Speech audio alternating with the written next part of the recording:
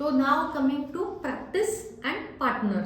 तो कैसे करना है प्रैक्टिस अपने हियरिंग पार्टनर के साथ, तो इसी के लिए हम डेमोन्स्ट्रेशन आज करेंगे। मेरे साथ आज सुवर्णा है एंड सुवर्णा आज हमें हेल्प करेंगी ये डेमोन्स्ट्रेट करने के लिए कि ये प्रैक्टिस किया कैसे जाता है। तो अगेन जो पार्टनर है, फॉर एग्जाम्पल मैं पार्टनर हूँ और अगर सुवर्णा कॉकलियर इम्प्लांट यूज करी है तो उसके राइट साइड का अगर कॉकलियर इम्प्लांट है तो मैं भी बैठी हूँ उनके राइट साइड पे। तो रिमेंबर जिस साइड पे कॉकलियर इम्प्लांट है उसी साइड की तरफ आपको बैठना है। अभी बैठना कैसे है, टू ऑप्शंस है। एक है you can sit just next to Suvarna, यानी आप सुवर्णा के बाजू में बैठ सकते हैं ताकि क्यों वो लिप रीडिंग नहीं कर सके और वो कोशिश करेगी सुने समझे और फिर आंसर देना। That is one option. And second option is to move slightly behind. क्यों? क्योंकि नाउ मैं जो बात करूंगी वो भी जाएगा सुवर्णा के कॉकलियर इम्प्लांट साउंड प्रोसेसर से अंदर, तो इसका मतलब मैंने डिस्टेंस भी थोड़ा बढ़ाया पर स्टिल पास में हूँ और वही इम्प्लांट साइड पे हूँ। तो ये दो पोजीशंस ले सकते हैं आपका पार्टनर, एक तो बाजू में, सेकेंडली पीछे, जैसे मैंने बताया था not too fast not too slowly and thirdly not too loudly and not very softly. Okay, so at जो नॉर्मल कॉन्वर्जेशनल लेवल रहता है वही। तो अभी हम फर्स्ट एक्सरसाइज करते हैं, जैसे मैंने बताया था कि ये होता है लिसनिंग प्रैक्टिस के लिए। तो हम लेंगे वर्ड्स जो इनको ऑलरेडी मालूम है। तो how do we go about, तो मैं इनको बताऊंगी today we are going to talk about months of the year. आज हम सुनेंगे, आपको सुनना है और बताना है ये कौन सा महीना है साल का। ठीक है, क्या आप रेडी हो? हाँ, तो कौन से टॉपिक के बारे में हम बात करेंगे? Months of year. Yes, so Suvarna is right. उन्हें मालूम है कि मैं कोई भी मंथ ऑफ द ईयर ले सकती हूँ। तो जब मैंने स्टार्ट करूंगी मैं फर्स्ट बोलूंगी सितंबर। सितंबर। Very good, good. आपको हमेशा एज अ पार्टनर तीन चीजें करनी है, अप्रिशिएट करना है, मोटिवेट करना है, ताकि जो हियरिंग इम्प्लांट के साथ है उनका प्रोग्रेस बेटर हो। ओके, जुलाई। जुलाई। Very good. दिसंबर। दिसंबर। Very good. तो हमने क्या किया, पहले सितंबर लिया, फिर जुलाई लिया और फिर दिसंबर लिया। इसका मतलब क्या हुआ, हमने जब सितंबर लिया तो उसका क्लू था सितंबर। जब मैंने जुलाई वर्ड बोला तो उसे मालूम था कि 12 महीनों में से जुलाई जैसे दो ही मंथ हो सकते हैं, या तो जून और जुलाई, तो उसने लिसन करके जुलाई बता दिया। फिर एक बार ये सही आता है, फिर मैंने दिसंबर लिया तो वापस उसे पता चला कि ये 3 सिलेबल्स है।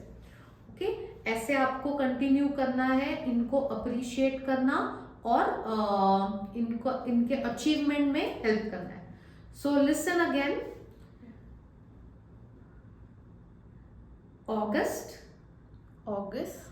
हाँ, अभी हमें वो भी याद रखना है कि हम अपना मुंह कवर नहीं कर रहे हैं, ऐसे बात नहीं कर रहे हैं, इससे लिसनिंग में बहुत दिक्कतें आ सकती है।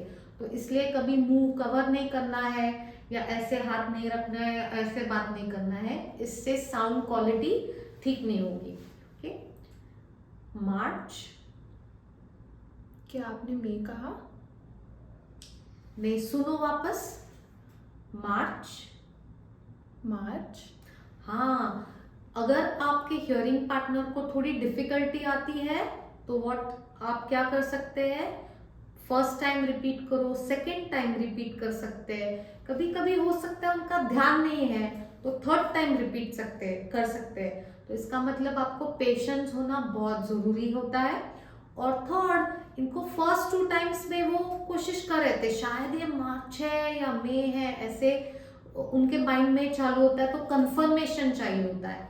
पर what Suvarna did was nice, उसने बताया डिड यू से, क्या ऐसे उसने मुझे पूछा कि कैन यू रिपीट अगेन, या मुझे हिंट बताओ, या क्या वो शब्द ये था, ये इम्पोर्टेंट होता है बताने के लिए कि मैंने क्या सुना या मैंने क्या समझा।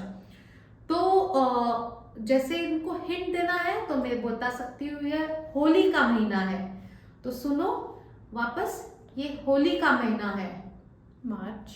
करेक्ट। तो इसी तरह हम कोशिश करेंगे, हमारी यही है कि ये प्रोग्रेस कैसे करें, ना इनको बार बार बताना है, पर कभी कभी you have to change the way you are giving the signal.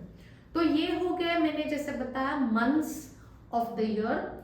बहुत इजी होते हैं एनिमल्स के भी लेना, क्योंकि एनिमल्स अगर आप देखते हैं, चाहे कैंगरू है या एलिफेंट है, फिर टाइगर है, फिर बेयर है, तो these are again words that you know are very very familiar. जो भी कुछ फमिलियर होता है वो लेते हैं तो सुनने समझने में बहुत आसान होता है, प्रोग्रेस भी जल्दी हो जाता है। तो क्या आप ऐसे सोच सकते हैं कि बिसाइड्स ये मंथ्स और बिसाइड्स ये एनिमल्स और कौन सा एग्जाम्पल बहुत आसान हो सकता है आपके लिए या आपके हियरिंग पार्टनर के लिए? आप सोचो।